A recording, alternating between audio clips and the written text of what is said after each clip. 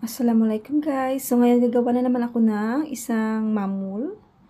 Ayan, meron tayong ditong egg, vanilla powder, sugar, yogurt, oil, and then ito po mix siya ng cardamom, fennel, at saka yung anise seeds. And then meron tayong mixture po ng powder, baking powder, bali milk powder siya, baking powder, and then yung flour. So, na-mix na yan, na-sift na po siya.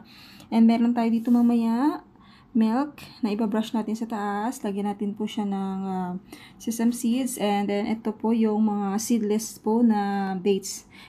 Okay, ito po. So, ang first step po natin, meron tayong egg, vanilla, and then may sugar. I-mix lang po natin sila. Okay, ayan, mix lamang po. And then, after that, yung ma-mix na po natin siya, mag-add tayo ng oil. Okay, pero slow lamang po yung oil na ilalagay. Okay. Okay, add slowly lamang po yung oil.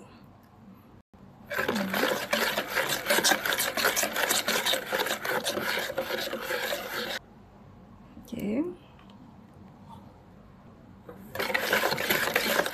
Slowly lamang po. Okay, and then after that po, so, ayan, naglagay po tayo ng yogurt. Mix natin. Then, after po na na-mix na po natin yung yogurt, ilagay natin yung yung mixture ng cardamom, fennel, at saka yung anise. And then, mix lamang po. Mix.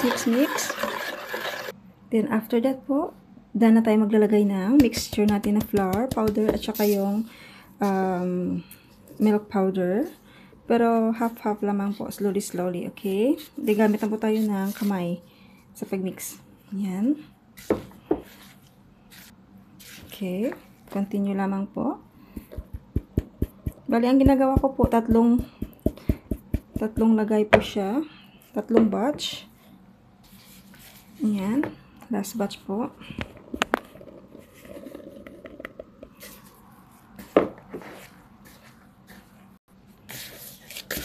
Continue lamang po yung mix niya hanggang ma-corporate po yung lahat.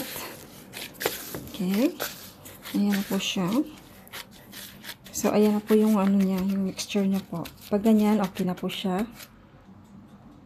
So, ayan. Gagawin ko lamang po. Ayan. I-press. Ilagay po yung dates sa loob. At saka i-close po siya. Ganyan. Okay. Ayan na po yung paggawa ng mamul. So, ayan po siya. Okay. Ayan na po siya, guys.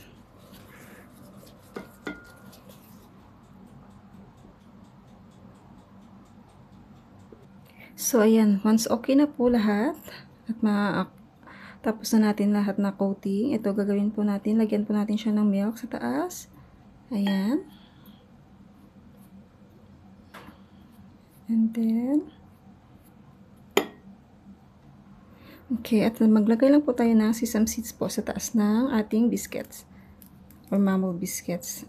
Okay. So, ayan guys, natapos ko na po siya lahat. And then, ilalagay na po natin siya sa oven. And then, make sure po yung oven natin is mainit na po. Iluluto po natin siya ng 180 degrees for 20 to 25 minutes. Okay.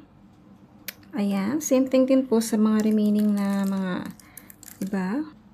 So, ayan, luto na po na yung ating mamul, guys. Okay.